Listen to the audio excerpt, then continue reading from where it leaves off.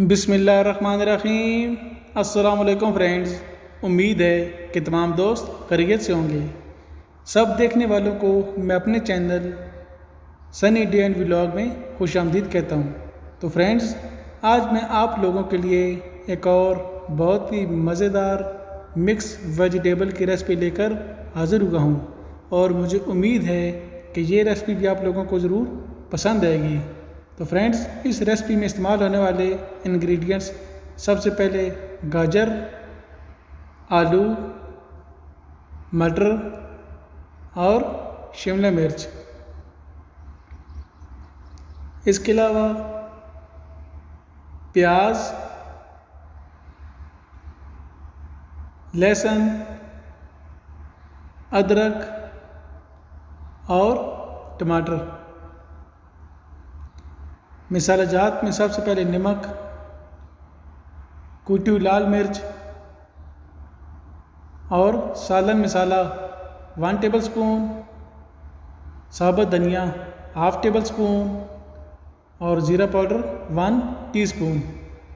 इसके अलावा 3 अदद रेड और 3 अदद ग्रीन चिली।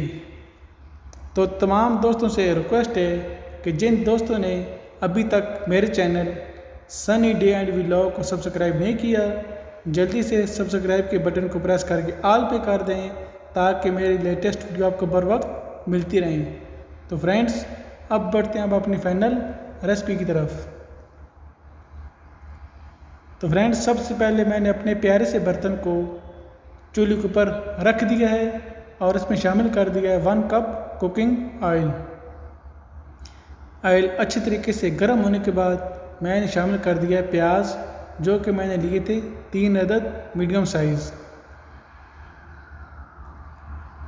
मीडियम फ्लेम पर प्याज को हम 3 से 4 मिनट के लिए ब्राउन होने के बाद शामिल कर देंगे लहसुन, जो कि मैंने बारीक कट कर दिया है। तो फ्रेंड्स, आप देख सकते हैं कि प्याज लाइट ब्राउन हो चुके हैं। अब मैं शामिल कर रहा हूँ टमाटर, जो कि लिए थे 2 अदद मीडियम साइज़। टमाटर शामिल करने के बाद इनको अच्छी तरीके से मिक्स कर लेंगे।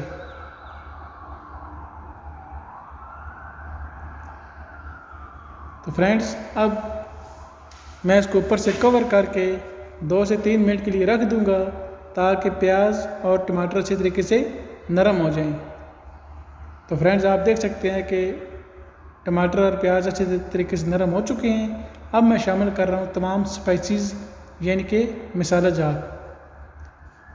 मसाला जात शामिल करने के बाद मसाले को अच्छे तरीके से फ्राई कर लेंगे और मसाला अच्छे तरीके से फ्राई होने के बाद मैं शामिल करता हूँ गाजर, आलू और मटर।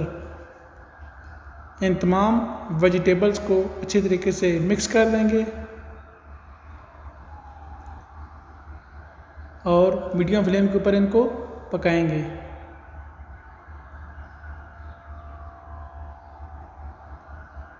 तो 3 से 4 मिनट तक अच्छी तरीके से पकाने के बाद अब मैं शामिल कर रहा हूँ अदरक, जो कि मैंने बारीक कट कर लिया है, और इसके साथ ही शिमला मिर्च। इनको दोबारा अच्छे तरीके से मिक्स कर लेंगे और मज़ीद 3 से 4 मिनट के लिए फ्राई कर लेंगे। मज़ीद 3 से 4 मिनट तक फ्राई करने के बाद मैंने इसमें शामिल किया है 1/2 कप पानी। 1/2 कप पानी शामिल करने के बाद ऊपर से कवर करके 4 से 5 मिनट के लिए पकने देते हैं। तो फ्रेंड्स, 3 से 4 मिनट गुजर चुके हैं। आप देख सकते हैं कि पानी हाफ ड्राई हो चुका है।